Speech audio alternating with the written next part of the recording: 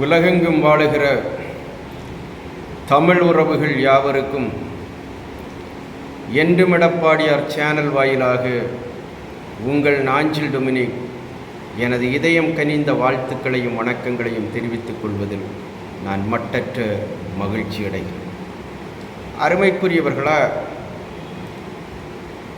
ஜனநாயகத்தின் மிகப்பெரிய தூண்களில் ஒன்றாக பார்க்கப்படுவது பத்திரிகை ஊடகங்கள்.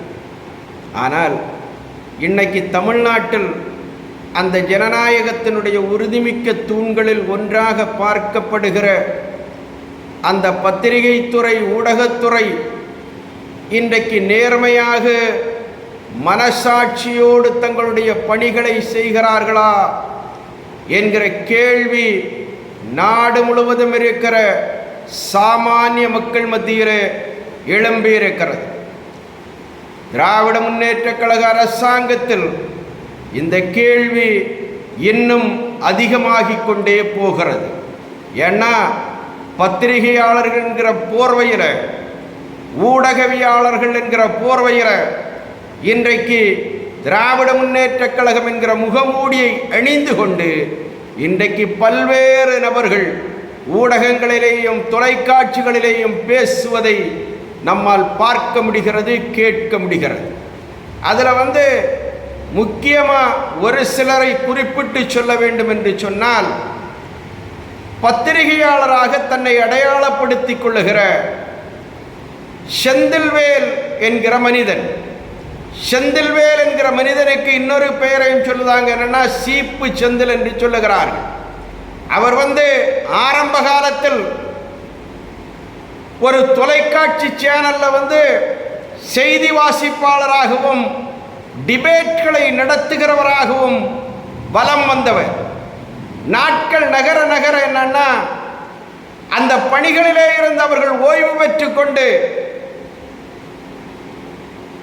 அரசியல் களம் நோக்கி பயணிக்க துவங்குகிறார்கள். அவங்க திராவிட முன்னேற்ற கழகத்துக்கு ஆதரவாக ஒரு நிலைப்பாடை எடுத்துக்கொண்டு பத்திரிகையாளர் என்கிற போர்வையில் பேட்டிகள் தருவதும், தொலைக்காட்சி விவாதங்களிலே கலந்து கொண்டு திமுகவுக்கு முட்டு கொடுத்து பேசுவதையும் வாடிக்கையாக கொண்டிருக்கிறார்கள். ஆக ஆரம்ப காலத்துல எல்லாம் இவங்க என்ன பண்ணாங்கன்னா, முழுக்க முழுக்க அதிமுகவுக்கு எதிராக, அண்ணா திராவிட முன்னேற்ற கழகத்தின் பொதுச் செயலாளர் புரட்சி தமிழர் அண்ணன் எடப்பாடியார் அவர்களுக்கு எதிராக கருத்துக்களை முன்வைத்துக் கொண்டிருந்தார்கள்.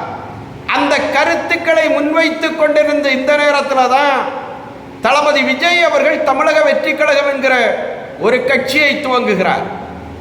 தாவேகாவை துவங்குகிற தளபதி விஜய் பகிரங்கமாக அறிவிக்கிறார். என்ன அறிவிக்கிறார்னா, நான் பாசிசத்தை எதிர்க்கிறேன், குடும்ப ஆட்சியை எதிர்க்கிறேன், திராவிட முன்னேற்ற கழகம் என்பது என்னுடைய அரசியல் எதிரி, பாரதிய ஜனதா கட்சி என்பது என்னுடைய கொள்கை எதிரி என்று தன்னுடைய அந்த முதல் மாநாட்டிலேயே அவர் பிரகடனப்படுத்துகிறார். இன்னும் அவர் பேசுகிற போது என்ன சொல்லுதாருன்னா, தமிழ்நாட்டினுடைய அரசியல் களத்தை பொறுத்த மட்டும் திராவிட முன்னேற்ற கழகத்துக்கும் தாவேகாவுக்கும் இடையிலே தான் போட்டி என்று சொல்லுகிறார். ஆக அவர் எதை குறிப்பிட்டு பேசுகிறார்?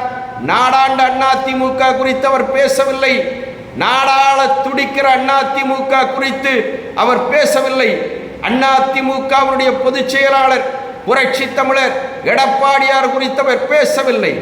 ஆக அவரே ஒத்துக்கொண்டு பேசுகிறார். என்னன்னா, அண்ணா திராவிட முன்னேற்ற கழகம் ஆட்சிக்கு வர இருக்கிற கட்சி.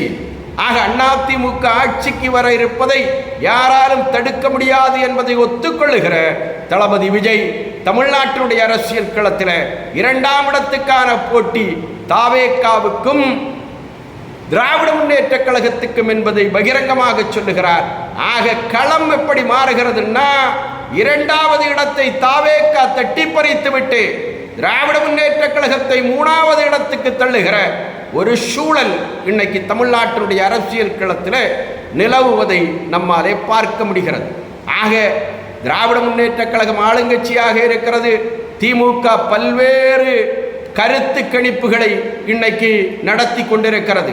தனியார் நிறுவனங்கள் மூலமாக நடத்துகிற கருத்து கணிப்புகளாக இருந்தாலும் சரி, தன்னுடைய கையிலே இருக்கிற காவல்துறைக்கான உளவுத்துறைகளை பயன்படுத்தி நடத்தப்படுகிற கருத்து கணிப்புகளாக இருந்தாலும் சரி, அத்தனை கருத்து கணிப்புகளும் இன்றைக்கு திராவிட முன்னேற்ற கழகத்துக்கு தருகிற அந்த மெசேஜ் என்னன்னா, செய்தி என்னன்னா, அவங்க சொல்கிறார்கள் 125 சட்டமன்ற தொகுதியில் திராவிட முன்னேற்ற கழகம் தமிழக வெற்றி கழகத்தால் தன்னுடைய வெற்றி வாய்ப்பை இழக்கிறது என்கிற செய்தியை அவர்கள் சொல்லுகிறார். திராவிட முன்னேற்ற கழகத்தை சார்ந்த பல்வேறு அமைச்சர்கள் இன்னைக்கு தோற்று போகிற சூழ்நிலை இருக்கிறது என்பது மட்டுமல்லாமல் அவர்கள் 3வது இடத்துக்கு தள்ளப்படுகிற சூழல் அரசியல் களத்தில் இருக்கிறது என்கிற செய்தியை அவர்கள் தருகிறார்கள். ஆக இதையெல்லாம் அறிந்து நிலைகுலைந்து போய் நிற்கிற திராவிட முன்னேற்ற கழகத்துக்கு இன்னைக்கு பிரஷர் அப்படியே ஏறுது. ஆக இதை கண்ட்ரோல் செய்வதற்கு யாரை பயன்படுத்துவது என்று அலைந்து திரிகிற ஆளுகிற திராவிட முன்னேற்ற கழகத்துடைய கண்களுக்கு படுகிற சிலர்தான் என்னன்னா, பத்திரிகை துறையிலே இருக்கிறவர்கள், பத்திரிகையாளர்கள் என்ற முகவரியோடு உலா வருகிறவர்கள். அவர்களை இன்னைக்கு கையிலே எடுக்கிறார்கள். இன்னைக்கு டிவி டிபேட்ஸில் கலந்து கொண்டு பேசுகிற சில விமர்சகர்கள் அவர்களை கையில் எடுக்கிறார்கள்.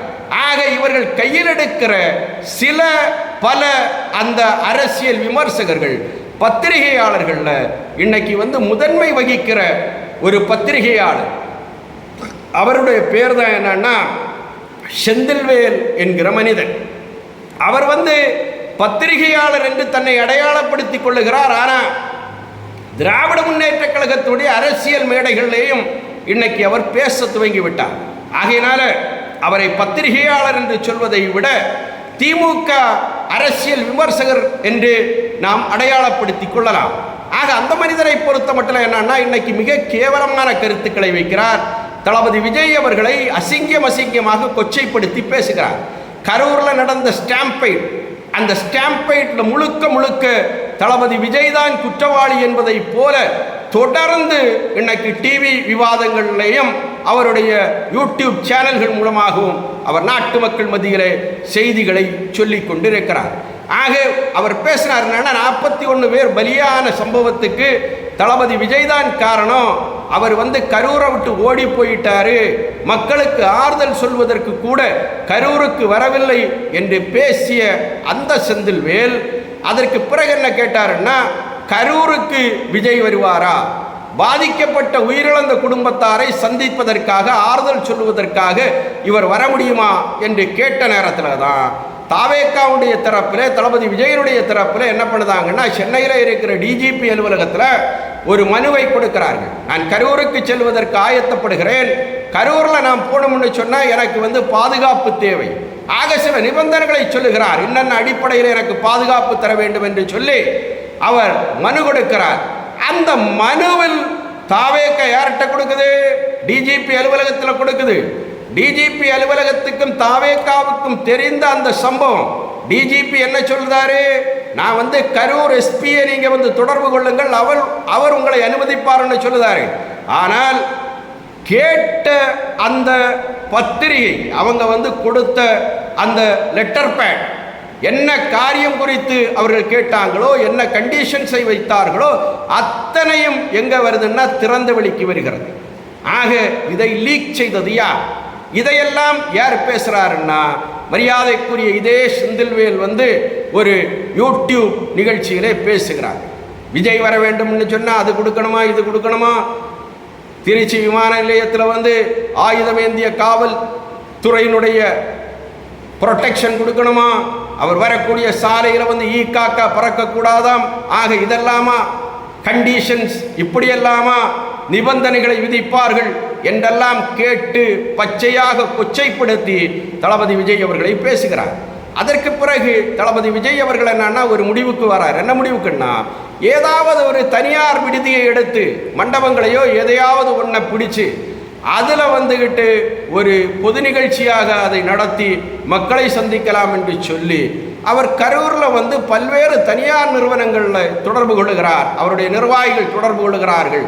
தனியார் தனியார் முதலாளிகள்கிட்ட மண்டபங்களை வாடகைக்கு கேட்கிறார்கள். ஆனால் அவர்களெல்லாம் நிர்பந்திக்கப்படுகிறார்கள். என்ன நிர்பந்திக்கப்படுகிறார்கள்னா, தாவேக்காவுடைய தலைவர் தளபதி விஜய் அவர்கள் வருவதற்கும் நிகழ்ச்சி நடத்துவதற்கும் நீங்கள் அனுமதிக்க கூடாது என்பது போல கரூருடைய முதலமைச்சராக இருக்கிறவர் அந்த முதலாளிகளை மிரட்டுகிறார். மிரட்டலுக்கு பயந்து போனவர்கள் என்ன பண்ணுறாங்கன்னா, கரூர்ல மண்டபங்களை தருவதற்கு தயக்கம் காட்டுகிறார்கள், மறுக்கிறார்கள். ஆக இதை தெரிந்து கொண்ட தளபதி விஜய் என்ன பண்ணுறாருன்னா, நான் மக்களை சந்தித்தாக வேண்டும். இதுக்கிடையில வந்துட்டு என்ன பேசுறாங்கன்னா, 20 லட்சம் ரூபாய் நிவாரணம் கொடுப்பதாக சொல்லப்பட்டிருக்கிறது. இந்த நிவாரணத்தை தளபதி விஜய் கொடுப்பாரா, கொடுக்காமல் போய்விடுவாரா என்றெல்லாம் பேசினார்கள். அதுக்கிடையில இவர் என்ன சொன்னாருன்னா, நான் நிவாரணத்தோடு மட்டும் நிறுத்திவிட போவதில்லை, இந்த மக்களை நான் தத்தெடுக்க போகிறேன், அந்த குடும்பங்களை நான் தத்தெடுக்க போகிறேன், அவர்களுக்கான எல்லா செலவுகளையும் நான் பண்ண போறேன், மாதம் ஒன்றுக்கு 5000 ரூபாய் அவர்களுக்கு நான் கொடுக்க போகிறேன், அவருடைய மருத்துவ செலவு, கல்வி செலவு, திருமண செலவு, எல்லா செலவுகளையும் நான் ஏற்றுக்கொள்ள போகிறேன் என்று சொல்லி அவர் பேசிய உடனேயே நெட்டிசன்கள், திராவிட முன்னேற்ற கழகத்துக்காக பேசுகிறவர்கள் பல்வேறு விமர்சனங்களை எழுப்பினாங்க. என்ன சொன்னாங்கன்னா, பார்த்தீங்களா 20 லட்சம் ரூபாயை அப்படியே கமத்திட்டான், 20 லட்சம் ரூபாயை கொடுக்க மாட்டான், இன்னைக்கு மாதம் 5000 கொடுக்கன்னு சொல்லுதான், ஆக இவன் மனிதனே அல்ல என்பதை போன்ற ஒரு பிம்பத்தை கட்டமைத்து அதை எழுப்பினாங்க. ஆக இதையெல்லாம் முறியடிக்கிற விதமாக தளபதி விஜய் அவர்கள் என்ன சொன்னாங்கன்னா, நான் சென்னையிலேயே அந்த 41 குடும்பத்தாரையும் அழைத்து அங்கே பேச போறேன்னு சொன்ன உடனே அடுத்த பிரச்சனையை கிளப்பினாங்க. என்னன்னா, பனையூரில் தான் இவர் மக்களை சந்திப்பாரா, பனையூரை விட்டு இவர் வெளியே வர மாட்டாரா என்பது போன்ற கேள்விகள் எழுந்த உடனே என்ன பண்ணுதாருன்னா, மாமல்லபுரத்தில் ஒரு ரிசார்ட்டை புக் பண்ணுதார். மாமல்லபுரத்தில் அந்த நட்சத்திர விடுதியை புக் செய்து அங்கே தமிழக வெற்றி கழகத்துடைய செலவில் கரூரில் இருந்து 41 குடும்பத்தில் பாதிக்கப்பட்ட 37 குடும்பம், 37 குடும்பத்திலிருந்து 41 இறப்பு நடந்திருக்கிறது. அந்த 37 குடும்பத்தாரையும் வாகனத்தில் ஏற்றி என்ன பண்ணுதாங்கன்னா மாமல்லபுரத்துக்கு அழைத்து வருகிறார்கள். மாமல்லபுரத்தில் அவர் என்ன பண்ணுதாருன்னா அந்த மக்களை சந்திக்கிறார். கடந்த 27ஆம் தேதி, இன்னைக்கு 28, நேற்றுக்கு 27ஆம் தேதி மாமல்லபுரத்தில் மக்களை சந்திக்கிறார். பாதிக்கப்பட்டவர்களை ஒன்னொன்னா சந்திக்கிறார். அவர்களிடத்தில் கத்துகிறார், கதறுகிறார், அப்படியே அழுது ஒப்பாரி வைக்கிறார், துக்கம் தாங்க முடியாமல் துடிக்கிறார். மக்கள் பார்க்கிறார்கள். அண்ணா, சொந்த வீட்டில் ஒரு இளவு விழுந்தா கூட இந்த அளவுக்கு துடிக்க மாட்டார்கள், அந்த அளவுக்கு தளபதி விஜய் அவர்கள் துடிக்கிறார்கள். ஆக இதையெல்லாம் பார்த்த மக்கள் என்ன பண்ணுதாங்கன்னா அவரை சமாதானப்படுத்துதாங்க.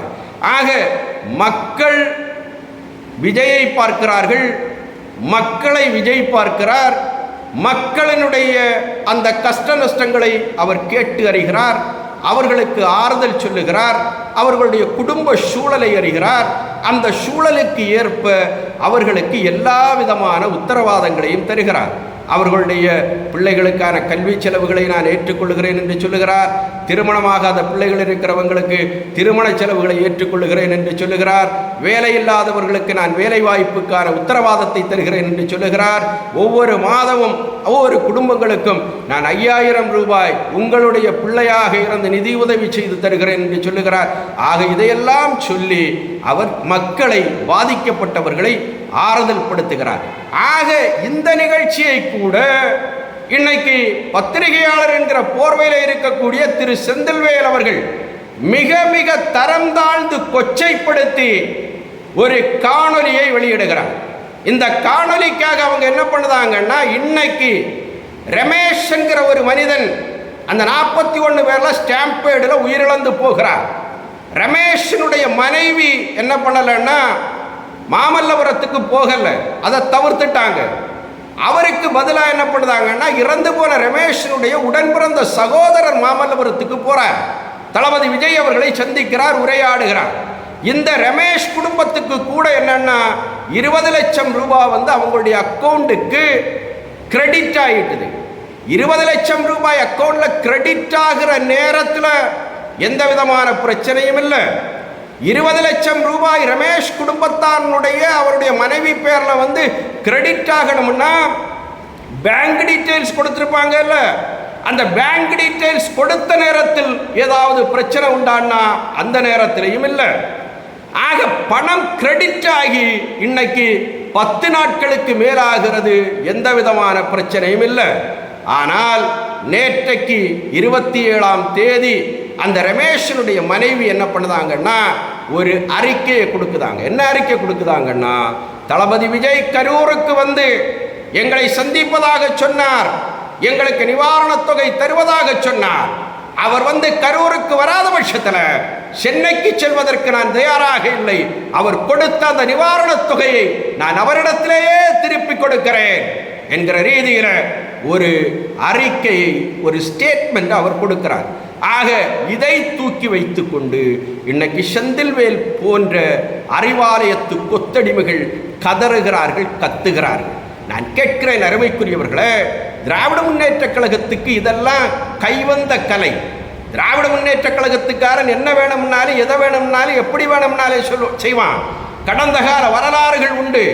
அண்ணாமலை பல்கலைக்கழக மாணவன், அந்த மாணவன் இன்னைக்கு திராவிட முன்னேற்ற கழகத்துடைய தலைவர் கருணாநிதிக்கு டாக்டர் பட்டம் கொடுப்பதாக அண்ணாமலை பல்கலைக்கழகம் அறிவித்த நேரத்தில் அவருக்கு டாக்டர் பட்டம் கொடுக்க கூடாது என்று சொல்லி அந்த மாணவன் வெகுண்டெழுகிறான். கருணாநிதி அங்கே வந்தால் கருப்பு கடி ஆர்ப்பாட்டம் நடத்துவேன் என்று பகிரங்கமாக அறிவிக்கிறான். கருணாநிதி வந்து என்ன பண்ணுதாருன்னா, டாக்டர் பட்டத்தை பெறுவதற்காக அண்ணாமலை பல்கலைக்கழகத்துக்கு வருகிறார். மாணவன் என்ன பண்ணுதான்னா, அந்த பல்கலைக்கழக வளாகத்துக்குள்ளே இருக்கிற ஒரு குளத்தில் பிணமா மிதக்கிறான். ஆக யார் செய்தது?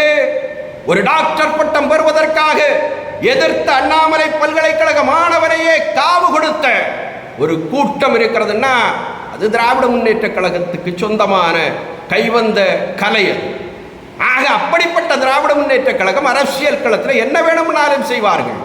ஆக கரூர் ஸ்டாம்பைடில் பாதிக்கப்பட்ட 41 அந்த குடும்பங்களில் ஒரு குடும்பத்தை அவங்க எடுக்கிறதுக்கு ஒன்றும் நேரமாகாது. ஆக அப்படித்தான் இந்த ரமேஷ் குடும்பம் என்ன பண்ணியிருக்குன்னா திமுகவினுடைய மடியிலே விழுந்திருக்கிறது. தளபதி விஜய் வந்து 20 லட்சம் கொடுக்காங்கன்னா இவங்க வந்து 50 லட்சம் ஆசை காட்டி இருக்கலாம். நாங்கள் வந்து 50 லட்சமாக கொடுக்க, இந்த 20 லட்சத்தை திருப்பி கொடு, நீ ஒரு ஸ்டேட்மெண்ட்டை கொடு, இதை வச்சு நாங்கள் வந்து என்ன பண்ணுதோம்னா விஜயை அசிங்கியப்படுத்துகிறோம் என்று சொல்லி ஆசை வார்த்தைகளை சொல்லி இருக்கலாம். அதற்காக அவர்கள் மடிந்திருக்கலாம், படிந்திருக்கலாம். பேரம் படிந்ததனுடைய அடிப்படையில் அவங்க வந்து 20 லட்சத்தை திருப்பி அனுப்பி இருக்கலாம். தளபதி விஜய்க்கு எதிராக வந்து ஸ்டேட்மெண்ட் கொடுத்திருக்கலாம். ஆக இதையெல்லாம் வைத்துக்கொண்டு பத்திரிகையாளர் என்கிற போர்வையிலே உலா வருகிற திராவிட முன்னேற்ற கழகத்தினுடைய மேடை பேச்சாளராக இருக்கிற மரியாதைக்குரிய செந்தில்வேல் கத்துகிறார், கதறுகிறார், நாட்டு மக்களை திசை திருப்ப துடிக்கிறார் என்று சொன்னா, நான் செந்தில்வேல் அவர்களுக்கு இன்னும் பணிவோடு கேட்கிறேன். மரியாதைக்குரிய செந்தில்வேல் அவர்களே, தளபதி விஜய் என்னதான் பண்ணணும், என்ன பண்ணணுங்கிறத நீங்க சொல்லுங்க. நீங்க சொன்னா அதுபடி அவரை வந்து செய்ய சொல்லுவோம். செந்தில்வேல் சொல்லி இருக்காரு, தளபதி விஜய் இப்படித்தான் நிற்கணும், இப்படித்தான் உட்காரணும், இப்படித்தான் நடக்கணும், இப்படித்தான் பேசணும். இதெல்லாம் வந்து பெரியவர் செந்தில்வேலுடைய ஆணையாக இருக்கிறது. அதை நீங்க ஏற்றுக்கொண்டு செயல்பட வேணும்னு அவர்கிட்ட வேணா பேசுவோம். மரியாதைக்குரிய செந்தில்வேல் அவர்களுக்கு நான் கேட்க விரும்புகிறேன், இதையெல்லாம் குற்றம் குற்றம் குறை என்று பேசுகிற நீங்கள், ஒரு அரசாங்கம், ஒரு மனிதன், ஒரு தலைவன், ஒரு கட்சியுடைய தலைவன், அவர் வெளியே வருகிறார். வெளியே வருகிற போது மக்களை சந்திப்பதற்கு 1000 கட்டுப்பாடுகள், எத்தனை நிபந்தனைகள் இந்த அரசாங்கம் விதித்திருக்கிறது. வாகனத்துக்கு உள்ளதான் இருக்கணும், வாகனத்துக்கு வெளியே வந்து முகத்தை காட்டக்கூடாது, மக்களை பார்த்தால் நீ முகத்தை திருப்பிக்கணும், வாகனத்தில் இருக்கக்கூடிய கண்ணாடியை திறக்கக்கூடாது, முகத்தை வெளியே காட்டக்கூடாது, கையை தூக்கக்கூடாது. இதெல்லாம் என்ன சார் நிபந்தனைகள்? எந்த நாட்டில் இது நடந்தது? தமிழ்நாட்டில் இதற்கு முன்னாலே நடந்திருக்கிறதா? இந்திய தேசத்தில் நடந்திருக்கிறதா? உலக நாட்டில் இருக்கிற எந்த தலைவனுக்காக நடந்திருக்கிறதா? இந்த கொடுமைகளை எல்லாம் கேட்பதற்கும் பேசுவதற்கும் கேடுகட்டு போன ஊடகங்கள், விமர்சகர்கள், பத்திரிகையாளர்கள் இன்றைக்கு திராவிட முன்னேற்ற கழகத்தினுடைய முகமூடியை அணிந்து கொண்டு நாட்டு மக்கள் மத்தியிலே பேசுகிறார்கள், பல்வேறு விமர்சனங்களை வைக்கிறார்கள் என்கிற செய்தியை நான் நாட்டு மக்களுடைய சிந்தனைக்காக சொல்லி செவிமடுத்த நல்லுள்ளம் படைத்த தோழர்களுக்கு நன்றி சொல்லி விடைபெறுகிறேன். அண்ணா நாமம் வாழ்க, புரட்சி தலைவர் நாமம் வாழ்க. நான் வணங்குகிற தெய்வம் புரட்சி தலைவி அம்மா புகழ் ஓங்குக, வாழ்க. 2026 நாடாளப் போகிற முதலமைச்சர் புரட்சி தமிழர், எழுச்சி தமிழர் அண்ணன் எடப்பாடியார். நன்றி, வணக்கம்.